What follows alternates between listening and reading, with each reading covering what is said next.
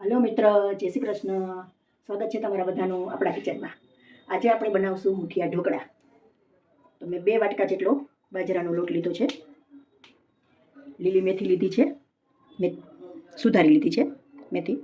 લીલું લસણ લીધું છે, ભાત લીધા છે, થોડું દહીં લીધું છે, લસણની કટકી કરી લીધી છે, લીંબુનો રસ લીધો છે, આદુ ખમણી લીધો છે અને ટાટાના સોડા લીધા છે, મરી પાવડર અને લોટ બાંધવા માટે પાણી લીધું છે. તો હવે આપણે લોટ બાંધી લેશું.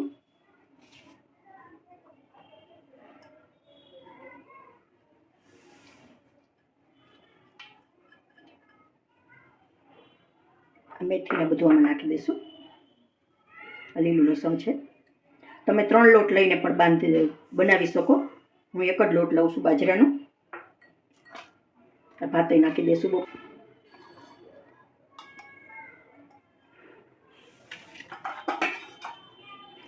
પેસ્ટ નાખી દઈશું. વઘાર માટે છે. થોડો મરી પાવડર નાખી દઈશું.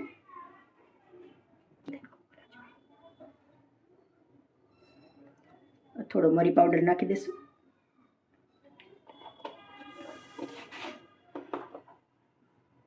દહીં લીધેલું છે, નાખી દઈશું.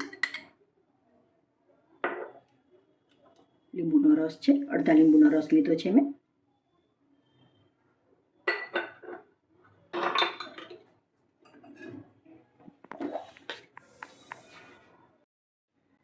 ટાટાના સોડા નાખી દઈશું, 1 ટેબલ સ્પૂન.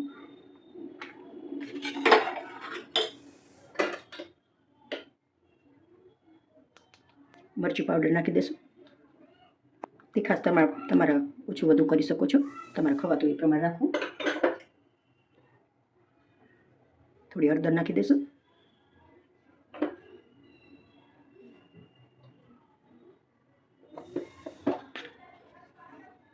નિમક નાખી દઈશું.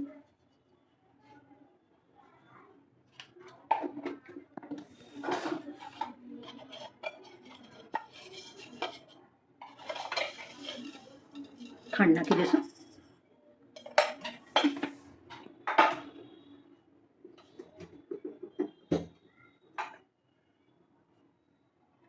થોડું તેલ નાખી દઈશું. હવે બધું મિક્સ કરીને લોટ બાંધી લેશું.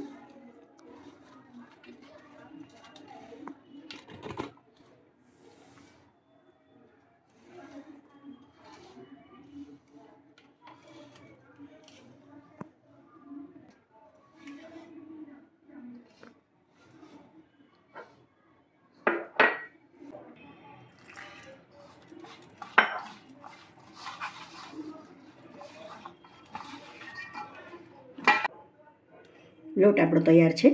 બહુ કડક નહીં ને બહુ ઢીલો નહીં એવો રાખવાનો છે, એટલે મુઠ્ઠિયું તમારું સરસ થશે. જો મિત્રો તમે આ રેસીપીથી બનાવશો ને તો બહુ સરસ થશે તમારા મુઠિયા. જો તમને મારી આ રેસીપી ગમતી હોય તો કોમેન્ટ કરશો. હવે આપણે મુઠિયા વાળી લેશું. ગેસ મેં ચાલુ કરી દીધો છે. પાણી થોડું ઉકળી જાય ને પછી મૂકીએ ને તો મુઠિયા સરસ ફૂલીને આપણે સરસ થશે. હવે આપણે બધા મુઠિયા વાળી લેશું.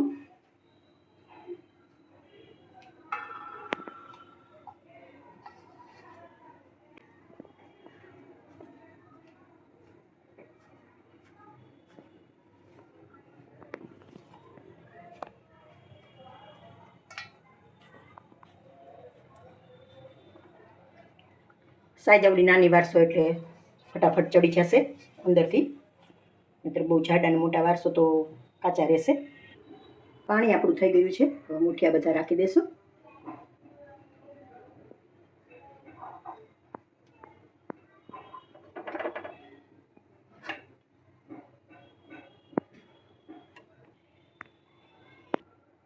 મુઠિયા વળી ગયા છે આપણે બધા. તો હવે આપણે આને ચડવા દઈશું. 20 મિનિટ રાખશું, પછી ખોલીને જોશું.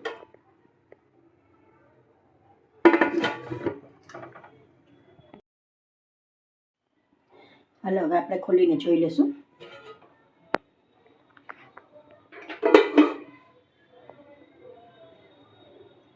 ઢોકળા આપણા રેડી છે. મસ્ત પોચા થયા છે. થોડા ઠરી જાય એટલે સુધારી લેશું આપણે. તેલ આપણે આટલું લીધેલું છે અને આવી ગયું છે. હું આમાં છે ને વઘારમાં સૂકેલી મેથી મૂકું છું, અમારે બધાને ભાવે છે. થોડી સૂકેલી મેથી નાખશું.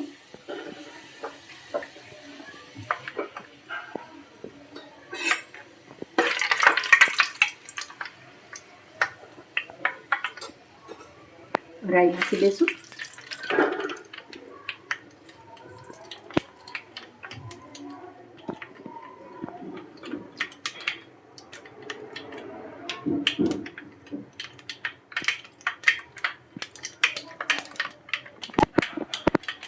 રાઈને તો તળવા દઈશું.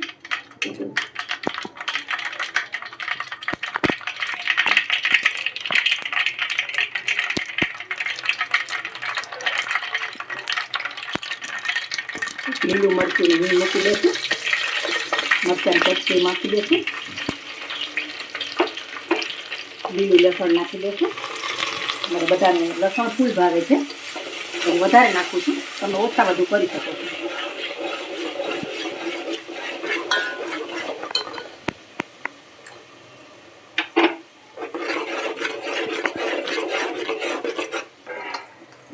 આપણે ઢોકળા નાખી દઈશું બધા.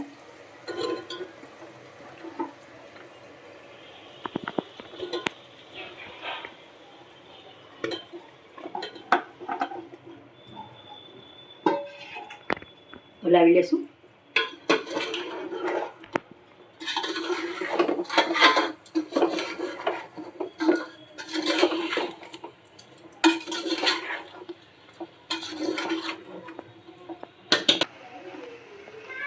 ઢોકળા બધા મિક્સ થઈ ગયા છે.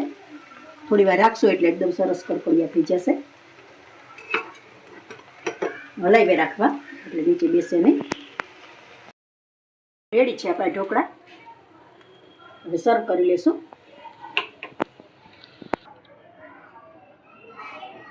તૈયાર છે આપણા ઢોકળા. જો તમને મારી આ રેસીપી ગમતી હોય તો લાઈક કોમેન્ટ કરજો. જો મિત્રો તમે મને આ લાઈક કોમેન્ટ કરો તો મને થોડો ઉત્સાહ વધે અને નવી નવી રેસીપી બનાવવાનું મન થાય.